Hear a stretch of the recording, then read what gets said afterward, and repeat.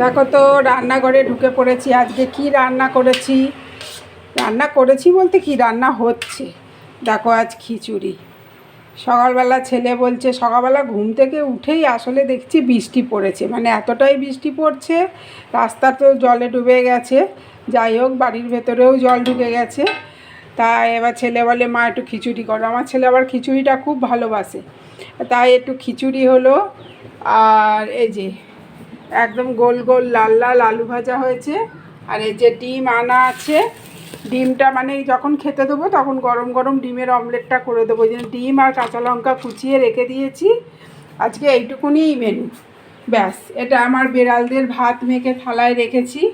একবার দেওয়া হয়ে গেছে, আবার একবার দেবো। লাস্টে যখন আমরা খাওয়া দাওয়া করে শুতে যাই তখন এই ভাতটা ওই আমাদের একটা ঘরের একটা কোণে রেখে যাই, ওরা যে যখন পারে খায়, এই আর কি। তাহলে চলো, আজকে এইটুকুনিই মেনু।